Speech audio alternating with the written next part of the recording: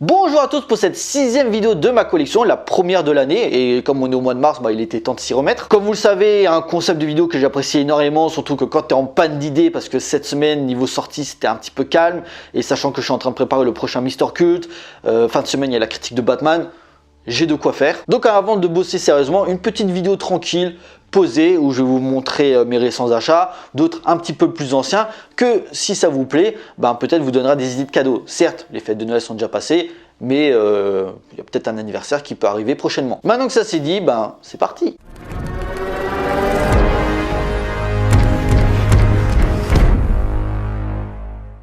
On commence avec quelques petites éditions plutôt sympas. Alors j'ai pour commencer le petit coffret, la trilogie des morts vivants de George Romero. C'était un coffret que j'avais trouvé dans un magasin avec les 3 premiers, les meilleurs. Donc La Nuit des morts vivants, le classique, Zombie ou Dawn of the Dead, et Le Jour des morts vivants, qui, pour ceux qui se souviennent, c'est mon film de zombie préféré. Et ça me fait un petit peu marrer parce que sur le coffret, il y a marqué La Nuit des morts vivants, un chef-d'œuvre, Zombie, un grand classique, et Le Jour des morts vivants, le dernier volet. Et c'est tout. Alors qu'il y a beaucoup de gens qui aiment le 3e volet. Moi, comme j'ai dit, c'est mon film de zombie préféré. Je le préfère aux 2 premiers. Mais Day of the Dead, je vous le conseille aussi énormément. Au niveau des suppléments, il y a des bonus, des trucs comme ça, des documentaires. Et pareil d'ailleurs sur le Jour des morts vivants, au niveau des bonus, il y a le Jour des morts vivants 2, Contagion, qui est une merde, mais voilà, c'est dans les bonus, ce qui veut dire qu'en gros, j'ai pas un coffret de 3 films, j'ai un coffret avec 4 films. Après, il me manque aussi, je crois que j'ai Diary of the Dead, qui doit squatter dans mon armoire là, et par contre, il me manque Land of the Dead, et le 6e, c'était Survival of the Dead. Ouais, il me manque 2, comme ça, j'aurai toute la saga. On continue avec French Connection de William Friedkin. Alors si vous voyez bien, je sais pas si vous voyez bien, là il y a marqué William Friedkin, tout simplement parce qu'il y a quelques années, c'était en 2017, William Friedkin était l'invité d'honneur au FEFS, donc Festival européen du film fantastique de Strasbourg, et donc après la masterclass, on pouvait faire des dédicaces, donc j'avais ramené ça, et il me l'avait signé. Donc voilà, j'étais content, j'étais très content. Bien sûr, French Connection, classique, je crois qu'il avait récompensé par 5 Oscars, dont celui du meilleur film. Un polar mais juste génial, souvent copié, jamais égalé. Même si je vous conseille aussi du même réalisateur un autre film que j'apprécie énormément, qui est sorti dans les années 80 dans le même style, Police fédérale Los Angeles. Voilà, si vous aimez French Connection, regardez celui-là aussi, il est pas mal. Une autre belle édition, celle de Gladiator de Ridley Scott. Voilà, pure chef-d'œuvre, belle édition. J'ai 2 Blu-ray. Alors le deuxième c'est plein de bonus. Alors Vision de l'Elysée, Force et Honneur, des images, des séquences abandonnées, scènes coupées, des archives, making of et tout le bordel. Et en fait, dans le premier disque, j'ai le film avec ses 2 versions. Donc j'ai la version cinéma et la version longue qui dure presque 20-30 minutes en plus. Mais c'était une belle édition. Donc voilà, c'était Universal 100e anniversaire qui ressortait certains de ses classiques. Voilà, j'adore ce film. J'aime sûrement l'un de ses meilleurs de Ridley Scott. Par contre, voilà, il a annoncé une suite. Je sais pas du tout quoi en penser, surtout que Ridley Scott, quand il s'amuse à retoucher à certains de ses gros succès, ça divise beaucoup. Prometheus. On verra ce que ça va donner. On continue avec quelques petits Blu-ray. 12 hommes en colère de Ciné Lumet. Pur bijou. C'est une sorte de huis clos où en gros tu as 12 personnes qui doivent, qu'en gros ils sont là pour juger un mec qui aurait soi-disant tué quelqu'un, si je me souviens bien. Et donc là, chacun dit coupable, coupable, coupable. Et tu as le dernier qui dit non, coupable. Et du coup, en fait, il y aura une sorte de débat pour ça. Parce que ouais, il nous manque des preuves, on peut pas être sûr et tout ça. Bref, c'est génial. 1958, 3 nominations aux Oscars, meilleur film, meilleur réalisateur, meilleur scénario, bonus, commentaires audio, making of et 2 featurels, bref, chef-d'œuvre. J'ai pas grand chose à dire. Sidney Lumet, c'est un réalisateur que j'apprécie énormément. Je vous renvoie vers le Mister Cult sur Serpico que j'avais fait, bref, classique. On continue avec un autre classique, Il était une fois dans l'Ouest, de Sergio Leone, peut-être le western italien ultime. Avec Henry Fonda, Charles Bronson, bref. Je dois être encore l'un des rares youtubeurs qui doit encore kiffer les westerns italiens, comparé à la nouvelle génération, mais voilà, il y a plein de bonus, commentaires audio, des réalisateurs, commenter avec la participation des réalisateurs John Carpenter, John Milius, Alex Cox, donc déjà ça c'est cool. Chemin de fer, la Révolution, les lieux de tournage, galerie, bref, pas grand chose à dire, c'est le maître du western, de toute façon Sergio Leone, la trilogie du Loir, j'en avais déjà parlé précédemment. Celui-là, il me faut encore Il était une fois la Révolution et Il était une fois en Amérique, je l'ai aussi. Une petite comédie de Mel Brooks, Frankenstein Junior, c'est génial. Mel Brooks, c'est pur bijou. Qui il fait Chienne de vie, la folle histoire de l'espace, le grand frisson. Et là, il touche au mythe de Frankenstein. C'est mortel, c'est drôle, j'adore. Je le conseille. Men in Black, trilogie 1, ok. Il y a eu un quatrième, mais il n'existe pas en fait. Pareil, c'est un beau petit coffret qui prend pas trop de place là avec les 3 films. Pas grand chose à dire, je pense que vous avez déjà tous vu, donc ça sert à rien de développer davantage. Si vous aimez la science-fiction divertissement, ça passe. Un des meilleurs films d'horreur de la dernière décennie, Sinister, qui avait été réalisé par Scott Derrickson, qui avait fait L'exorcisme d'Emily Rose, si je dis pas de conneries, qui avait fait encore Délivre-nous du mal, Doctor Strange aussi. Donc non, et Sinister, il m'avait bien fait flipper à l'époque avec Ethan Hawke. Et en gros, il emménage. En fait, je sais plus, il est journaliste ou il est en train de préparer un bouquin sur justement des meurtres et tout ça. Et en fait, dans le grenier, il découvre des vidéos de familles qui ont été tuées. Et il y a une sorte de présence démoniaque qui va foutre un petit peu le bordel. Mais c'était putain de flippant. C'est vraiment l'un des rares films d'horreur ces dernières années qui m'a mis bien mal à l'aise. Donc je vous le conseille. Un autre classique de Martin Scorsese. C'est vrai que j'en ai pas souvent parlé sur la chaîne. Raging Bull. Avec Robert De Niro. Donc qui s'inspire du boxeur. Comment il s'appelle déjà La Motta. Biopic on va dire. Mais ouais, les scènes de boxe sont assez impressionnantes. L'histoire est vraiment prenante. Et puis voilà, De Niro, Scorsese. Bon, chose à dire de plus. Bref, encore un autre classique. En même temps, Scorsese, il est habitué à en faire, donc je vous le conseille bien sûr énormément. C'est un pur bijou. On continue avec Sorcerer, donc de William Friedkin. Oui, encore un film de William Friedkin. Director's Cut, qui était sorti il y a 4-5 ans. Alors il y avait celui-là, ce coffret qui est déjà pas mal, mais il y en avait encore sorti un autre un petit peu plus grand. Je l'ai pas pris parce qu'il était un petit peu plus cher. Et je crois au niveau des bonus, c'est pas une telle différence. Je crois qu'il y avait juste l'affiche en plus. Bref, voilà. Ça m'intéressait pas plus que ça. Pareil, mais au niveau des bonus, il n'y a pas grand chose de différent. Il y a une conversation entre William Friedkin et Nicolas Winding Refn, le réalisateur de Drive. Sorcerer par Philippe Rouillet, qui est un critique de cinéma. Documentaire d'archives, voilà. Et il y a un livret sur l'histoire du tournage, illustré par des photos. Bref, beau petit bijou. Je vais pas développer davantage puisque c'était l'année dernière ou il y a 2 ans, j'ai déjà fait un Mister Cult sur le film que je vous renvoie si vous l'avez pas encore vu. Donc voilà, vous aurez toutes les informations dont vous avez besoin dans la vidéo. On continue avec un très bon film de Bong Joon-ho, Snowpiercer, le transperce-neige, adapté de la bande dessinée de, je me souviens plus comment il s'appelle. Que je l'ai en plus à la maison. Pur bijou, pareil. C'était pareil, ça c'était aussi l'un des premiers Blu-ray que j'avais acheté. Je suis sorti, c'était mon film préféré l'année 2013. Je suis sorti de la salle. Pendant 20-30 minutes, je suis sorti donc de l'UGC de Strasbourg. Je me suis promené, je ne savais pas ce que je venais de voir, quoi. Ça fait longtemps que j'avais pas vu un film qui m'avait mis une telle claque et où j'étais incapable de parler du film pendant 20-30 minutes. J'étais en train de faire des allers-retours. Je me dis putain, mais qu'est-ce que je viens de voir? Voilà, c'est la puissance des grands films. Et donc clairement, je vous le conseille. Il y a la nouvelle série sur Netflix qui est plutôt pas mal. Je crois qu'il y a il y a la saison 3, je crois, qui vient d'arriver. Je l'ai pas encore commencé. La première était pas mal, la 2 un petit peu en dessous, la 3e je sais pas encore, je la verrai. Mais malgré tout, j'ai quand même une petite préférence pour le film, déjà parce que Bong Joon-ho est un putain de bon réalisateur. Et déjà en termes de niveau mise en scène, c'est déjà d'un autre level. Mais non, c'était une belle édition métallique, là j'ai le DVD et le Blu-ray à l'intérieur.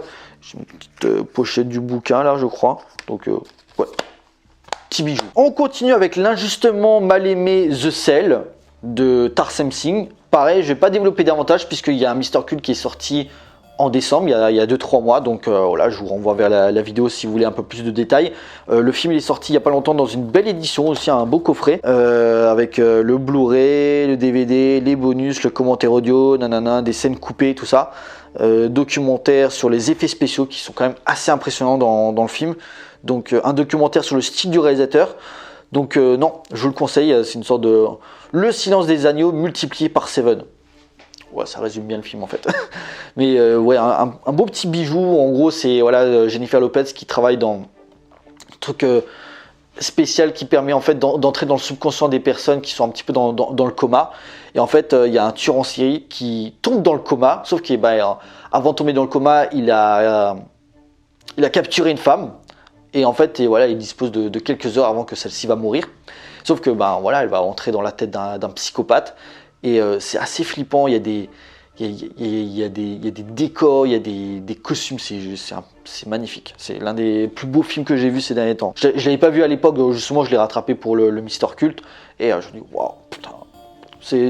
C'est vraiment le film de Tarsem Singh où il a été très bien inspiré, donc vraiment je vous le conseille. On continue avec Blue Velvet. Alors pareil, je vais pas développer davantage. J'ai fait un Mister Cult dessus l'année dernière sur ce film-là. Voilà, le chef-d'œuvre de David Lynch, je crois que c'est peut-être mon film préféré du cinéaste. Je vais pas, comme j'ai dit, voilà, j'ai fait une vidéo dessus, je vais pas développer davantage, sauf que Lynch, j'en ai bien fait l'année dernière, puisque j'avais fait celui-là, et 2 mois après j'avais fait le Dune. Donc clairement j'étais bien inspiré. Mais après documentaire, il n'y a pas grand-chose. Documentaire, Les Mystères de l'amour. Non, c'est pas la série. Scène coupée, bande-annonce, c'est tout ce qu'il y a. Mais voilà, le film, c'est magnifique.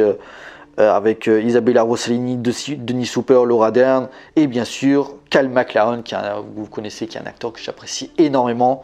Twin Peaks. On continue avec un autre chef-d'œuvre, Inception. Une belle édition métallique aussi là, Ultimate édition Blu-ray, disque, DVD plus copie digitale. Bref, voilà, on se fait pas chier. Et pourtant j'avais trouvé pour pas cher.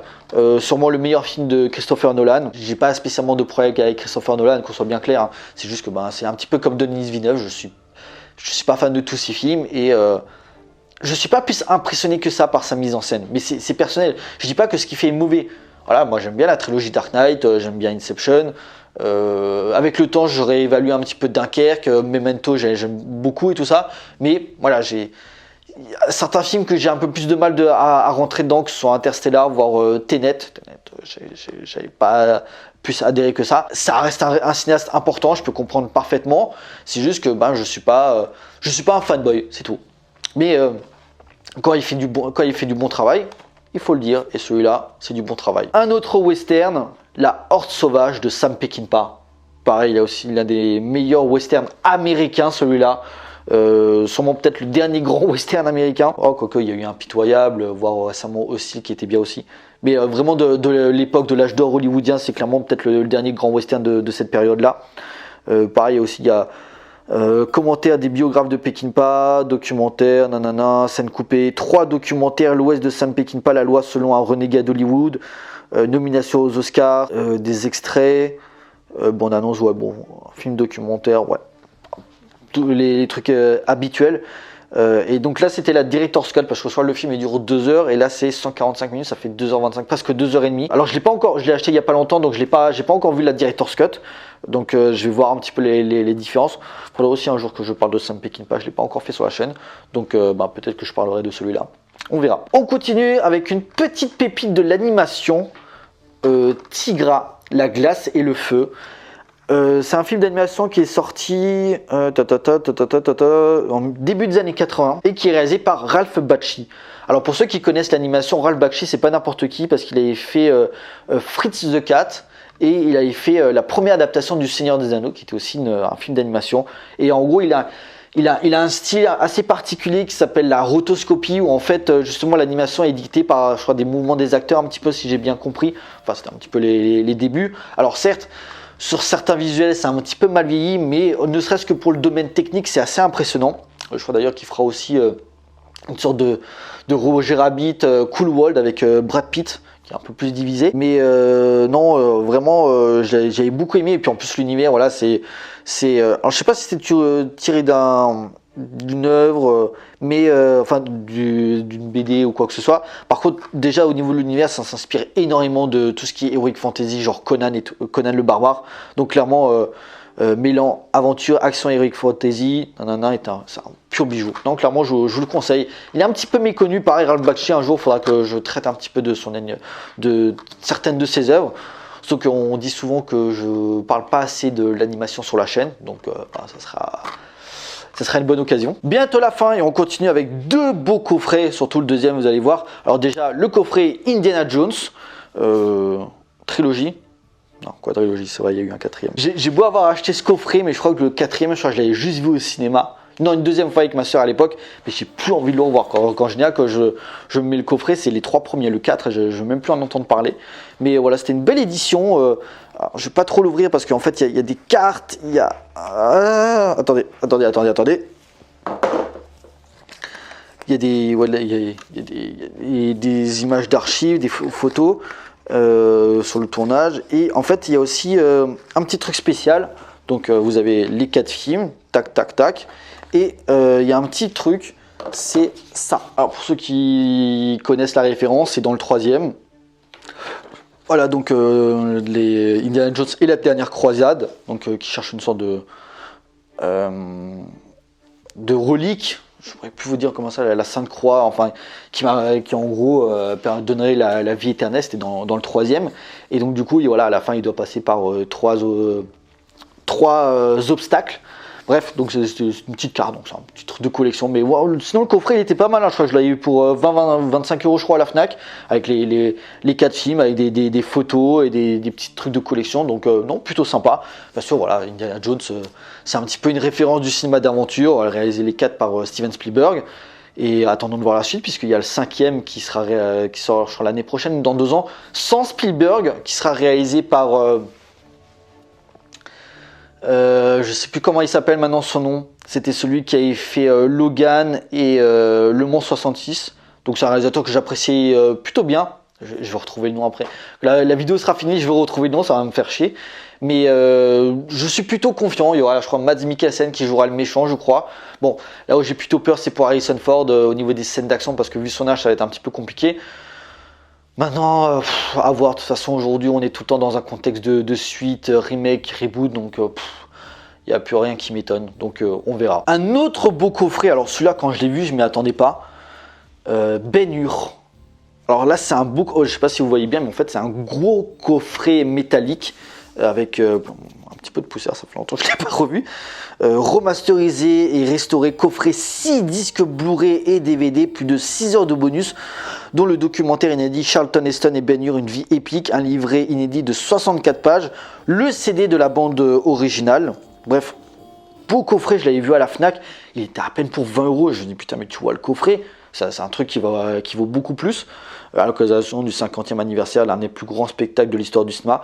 Je ne sais même pas si on peut encore le trouver, celui-là. Je l'ai acheté quand 2014-2015. Un documentaire, un livret donc de 64 pages, donc les 6 CD. Cette édition prestige comprend le film de 1959 en Blu-ray et DVD, couronné par le nombre record de 11 Oscars. Je crois que c'est qui a fait mieux, je crois que c'est Titanic et Le Seigneur des Anneaux, Le Retour du Roi. Commentaire de l'historien, piste musicale ayant valu à Miklos Rossa l'Oscar de la meilleure musique, le documentaire Charlton Heston, donc je l'ai dit, bonus d'époque, et voilà, c'est ça que je voulais revenir, c'est qu'il y a donc la version de 1959 et le film muet de 1925. Donc je crois qu'en plus c'est le même réalisateur qui avait fait un remake de son propre film, donc avec documentaire et ses acteurs, bien plus encore, la bande originale, bref, pur bijou. Franchement, je sais pas si vous arrivez encore à le trouver, peut-être regarder sur Amazon, mais clairement à l'époque il était pour 20 € et c'est... Voilà, comme je dis, c'est un beau boîtier métallique.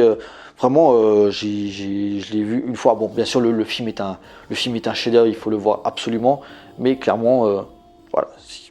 Ben-Hur, c'est, comme je dis, de toute façon déjà 11 Oscars, donc c'est un immanquable, c'est un intouchable. Bref, il faut le voir. Si vous aimez le cinéma, la course de chars, par exemple, c'est un pur bijou de mise en scène. Il faut le voir. C'est tout, j'ai pas besoin de développer davantage. Quand tu vois déjà un film avec un beau coffret comme ça, c'est que tu sais que c'est un film important. C'est tout. Et pour conclure, comme vous le savez, pour ce type d'émission, j'aime bien finir en beauté. Alors, est-ce que vous connaissez Loïc Bugnon? Alors, je pense que peut-être le grand public ne savent pas qui c'est, mais pour les amateurs de cinéma, je pense que ça leur dit quelque chose. C'est quelqu'un qui a créé il y a quelques années un festival qui s'appelle le Bloody Weekend, qui est à Audincourt, du côté de Montbéliard. D'ailleurs, bon, les 2 dernières éditions, ça n'avait pas pu se faire puisque bon, il y a eu un petit virus qui s'est promené en France, donc du coup, le festival n'a pas eu lieu. Il aura lieu cette année et si tout se passe bien, je serai présent. Je vous donnerai encore des détails au mois de mai quand il aura lieu le festival. Et à côté du festival, il a un site qui s'appelle la 4ème dimension, vous voyez, comme la série. Et en gros, ce site, il propose des produits dérivés en rapport bien sûr avec les films d'horreur, donc des figurines, Dracula, Frankenstein, des t-shirts, des goodies, bref des objets de collection, les Dents de la Mer, l'Exorciste, Alien, Gremlins, bref. Voilà, pour ceux qui aiment le cinéma d'horreur, le site c'est une petite mine d'or. Et donc, je me suis fait un petit plaisir ce mois-ci en me prenant ça. Attendez, j'arrive tout de suite. Pour que vous voyez bien. Voilà. Belle figurine The Crow. Surtout qu'en plus son site il propose des produits à des prix assez abordables. Voilà, ça peut aller de je sais pas 20-30 € à 100-200 pour des trucs un peu plus mastoc, mais il y a aussi les gros trucs qui des fois sont un petit peu hors de prix, genre 2000-3000, mais vraiment pour des petits trucs de collection comme ça, les prix sont vraiment raisonnables. Je crois que celui-là il m'a coûté 50 €. Voilà, plus les frais de port, mais vraiment c'est une belle édition, bien détaillée. Donc là, The Crow, donc l'original avec Brandon Lee.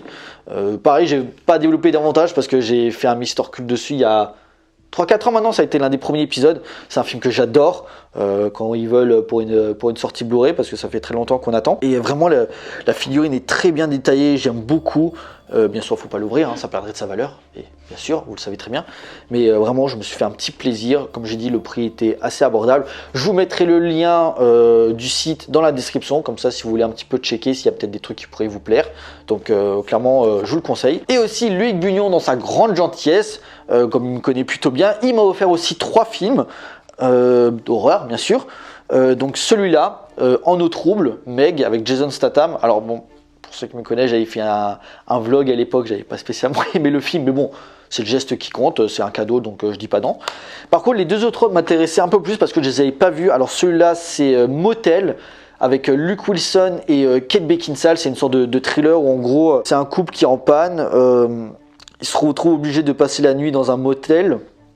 Et en fait, ils découvrent des cassettes montrant plusieurs meurtres commis dans cette chambre. Donc du coup, voilà, ils vont mener un petit peu l'enquête. Ça a l'air plutôt pas mal. Donc celui-là, je l'ai pas encore vu, il faut que je le voie. Mais le pitch déjà m'intéresse bien. Et par contre, l'autre aussi, c'était un film que j'avais pas vu en salle. Et donc j'ai voulu rattraper. C'est Dans le noir. C'était, je crois, une production Blumhouse. Réalisé par David F. Sandberg, qui je crois il a fait Shazam il y a pas longtemps. Petit film d'horreur sans prétention, voilà, où en gros c'est une créature qui attaque dans le noir, d'où le titre du film, mais c'était plutôt flippant. Le film je crois il dure à peine 1h20, donc il est sans prétention, et ça avait plutôt bien marché sur moi, j'avais plutôt bien flippé. C'est pas un chef-d'œuvre bien sûr, mais ça fait son petit effet. Donc je remercie encore Loïc Bugnon pour bien sûr déjà pour la figurine, mais pour les 3 petits cadeaux aussi qu'il m'a offert. Et il n'était pas obligé et il l'a fait, donc c'est vraiment sympa de sa part. Voilà, cette nouvelle vidéo collection est à présent terminée. J'espère qu'elle vous a plu. N'hésitez pas à liker, à partager auprès de vos amis si vous en avez. N'hésitez pas à me laisser dans les commentaires ce que vous avez pensé de ces Blu-ray. Je vous encourage à me suivre sur les différents réseaux sociaux pour suivre l'actualité de la chaîne, et surtout abonnez-vous pour la soutenir. Pour nous, on se retrouve pour une prochaine vidéo. D'ici là, portez bien, allez voir des films. Ciao.